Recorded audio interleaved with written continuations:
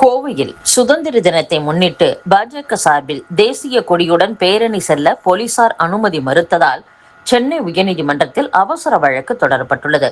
கோவை மாநகர் மாவட்ட பாஜக தலைவர் ரமேஷ்குமார் இது குறித்து கூறுகையில், மத்தியில் பாஜக ஆட்சிக்கு வந்த பின் தேசிய கொடி ஏற்றுவதற்கான விதிகளை தளர்த்தி வீடுகளிலும் தனியார் நிறுவனங்களிலும் தேசிய கொடி ஏற்றலாம் என்றும், ஆகஸ்ட் 11ஆம் தேதி முதல் 15ஆம் தேதி வரை விழா நடத்தலாம் என்றும் அனுமதிக்கப்பட்டது. அதன்படி ஆண்டுதோறும் பாஜக சார்பில் சுதந்திர தின விழா பேரணி நடத்தப்படுகிறது.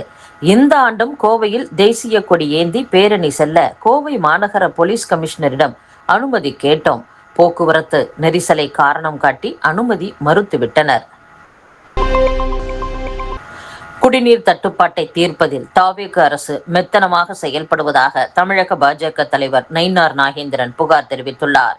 இது குறித்த அவரது அறிக்கையில், தமிழகத்தில் குடிநீர் தட்டுப்பாட்டால் மக்கள் வீதியில் இறங்கி போராடும் அவல நிலை தொடர்வது கவலை அளிக்கிறது. ஏரி குளங்கள் வறண்டு நிலத்தடி நீர்மட்டம் குறைந்துவிட்டது.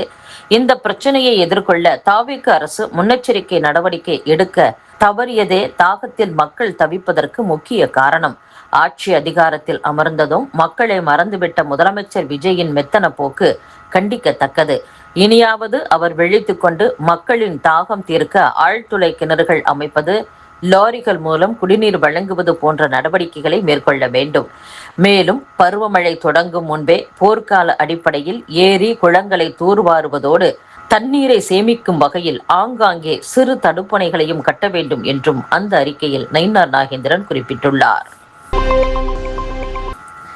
தென்காசி மாவட்ட ஆட்சியர் அலுவலகத்தில் சமூக நலன் மற்றும் மகளிர் மேம்பாட்டுத்துறை சார்பில் ஆய்வுக் கூட்டம் நடைபெற்றது. அதில் அமைச்சர் ஜெகதீஸ்வரி கலந்து கொண்டு பேசினார். அப்போது, இது மக்களுக்கான ஆட்சி நடைபெறும் காலம். இந்த துறை தொடர்பான எந்த குறை இருந்தாலும் எப்போது வேண்டுமானாலும் என்னை தொடர்பு கொண்டு கூறலாம். உடனே நடவடிக்கை எடுப்பேன். தவறு நடக்க விட மாட்டேன். தமிழகத்திலேயே நம் துறை மட்டுமே முக்கியமான துறை. எனவே எந்த தவறும் நடக்காமல் பார்த்து கொள்ளுங்கள். நம்மை நம்பித்தான் கோட்டையில் முதல்வர் அமர்ந்து இருக்கிறார் என்று அமைச்சர் ஜெகதீஸ்வரி பேசியுள்ளார். அதிமுக சார்பில் இன்று நடைபெறும் ஆர்ப்பாட்டத்தில் பங்கேற்க முடியாது என்று அக்கட்சியின் முன்னாள் அமைச்சர்கள் வேலுமணி, நத்தம் விஸ்வநாதன் ஆகியோர் போர்க்கொடி உயர்த்தியுள்ளனர். மேகதாதுவில் அணை கட்ட முயலும் கர்நாடக அரசை கண்டித்தும், பயிர்க்கடனை முழுமையாக ரத்து செய்யுமாறு தாவேக அரசை வலியுறுத்தியும் தமிழகம் முழுவதும் அதிமுக சார்பில் இன்று ஆர்ப்பாட்டம் நடைபெறுகிறது. ஆர்ப்பாட்டத்திற்கு ராமநாதபுரத்தில் நத்தம் விஸ்வநாதன், தேனியில் வேலுமணி, சேலத்தில் தங்கமணி, ராணிப்பேட்டையில் அன்பழகன் தலைமை வகிப்பர் என அதிமுக பொதுச் செயலாளர் எடப்பாடி பழனிசாமி அறிவித்திருந்தார். ஆனால் வேலுமணி, நத்தம் விஸ்வநாதன் ஆகியோர் ஆர்ப்பாட்டத்தில் பங்கேற்க இயலாது என தெரிவித்துள்ளனர். இது குறித்து அவர்கள் கூட்டாக வெளியிட்டுள்ள அறிக்கையில், கட்சி பொறுப்புகளில் இருந்து விடுவிக்கப்பட்டோருக்கு அவரவர் வகித்த பொறுப்புகள் திரும்ப வழங்கப்படும் என பொதுச் செயலாளர் பழனிசாமி உறுதியளித்தபடி மீண்டும் வழங்கவில்லை. இந்நிலையில் ஆர்ப்பாட்டத்தில் எங்களை புறக்கணிக்கும் வகையில் விஸ்வநாதன், வேலுமணி, தங்கமணி, அன்பழகன் ஆகியோர் அவரவர் சொந்த மாவட்டங்களில் தலைமை ஏற்பதை தவிர்த்து வேண்டுமென்றே வெவ்வேறு மாவட்டங்களுக்கு நியமித்தது ஏற்புடையதல்ல. எனவே அதிமுக நடத்தும் ஆர்ப்பாட்டத்திற்கு ஆதரவு தருகிறோம். ஆனால் வேறு மாவட்டங்களுக்கு சென்று ஆர்ப்பாட்டத்தில் பங்கேற்க முடியாது என்று குறிப்பிட்டுள்ளனர். ஜாதிவாரி கணக்கெடுப்பில் தெலுங்கானா மாநில காங்கிரஸ் அரசின் மாடலை பின்பற்ற வேண்டும் என்று பிரதமர் மோடிக்கு தமிழக காங்கிரஸ் தலைவர் மாணிக்கம் தாக்கூர் கடிதம் எழுதியுள்ளார். நாடு முழுவதும் ஜாதிவாரி மக்கள் தொகை கணக்கெடுப்பு பணி வரும் செப்டம்பர் 1ஆம் தேதி முதல் தொடங்க உள்ளது.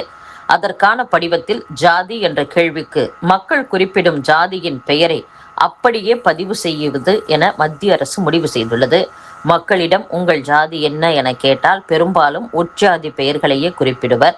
அந்த பெயர்கள் அரசின் பட்டியலில் இருக்காது. அவற்றை அப்படியே பதிவு செய்தால் பெரும் குழப்பங்கள் ஏற்படும்.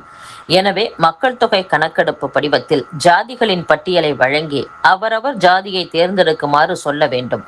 கடந்த 2024ஆம் ஆண்டில் தெலுங்கானா மாநில காங்கிரஸ் அரசு மிக சிறப்பாக ஜாதிவாரி கணக்கெடுப்பை நடத்தி முடித்தது. அது நாடு முழுவதும் பெரும் பாராட்டை பெற்றது. தெலுங்கானா காங்கிரஸ் அரசின் மாதிரியை மத்திய அரசு பின்பற்ற வேண்டும். அப்போதுதான் துல்லியமான உண்மையான தகவல் கிடைத்து அவர்களுக்கான தனி திட்டங்களை செயல்படுத்த முடியும். அதன் வாயிலாக சமூக நீதியையும் நிலைநாட்ட முடியும் என்றும் மாணிக்கம் தாக்கூர் கூறியுள்ளார். தொகுதி மறுசீரமைப்பு தொடர்பான தீர்மானத்தில் முதலமைச்சர் விஜய் விரித்த வலையில் திமுக வலிய சென்று சிக்கியுள்ளது என புதிய தமிழகம் கட்சி தலைவர் டாக்டர் கிருஷ்ணசாமி தெரிவித்துள்ளார். இது தொடர்பான அவரது அறிக்கையில், லோக்சபா தொகுதி மறுவரையறை சட்டத்திருத்த மசோதா நாடாளுமன்றத்தில் கொண்டு வர முடியாத சூழ்நிலை ஏற்பட்டாலும் அரசியல் சாசன விதிகள் 81 மற்றும் 82 படி 2026-27 ஆண்டு மக்கள் தொகை கணக்கெடுப்பின் அடிப்படையில் லோக்சபா தொகுதிகள் மறுசீரமைப்பு சட்ட ரீதியாக தானாகவே நடந்துவிடும். அரசியல் சாசன விதிகள் குறித்த புரிதலின்றி லோக்சபா தொகுதி மறுவரையறை தேவையில்லை என தமிழக சட்டசபையில் தீர்மானம் கொண்டு வரப்பட்டுள்ளது. இந்த தீர்மானத்தை பிரதான எதிர்க்கட்சியான திமுக ஆதரித்துள்ளது. முதலமைச்சர் விஜய் விரித்த வலையில் திமுக வலிய சென்று சிக்கியிருப்பதாகவே இந்த நிகழ்வு உணர்த்துகிறது. கடந்த காலங்களில் மாநில தேசிய விவகாரங்களில் அரசியல் ரீதியாக முடிவெடுக்கும் திமுக தற்போது தாவேக அரசின் தீர்மானத்தை அவசரப்பட்டு ஆதரித்து விட்டதாகவே கருத வேண்டியுள்ளது என்றும் டாக்டர் கிருஷ்ணசாமி குறிப்பிட்டுள்ளார். இத்துடன் செய்திகள் நிறைவடைகின்றன. மீண்டும் நாளை சந்திப்போம். வணக்கம்.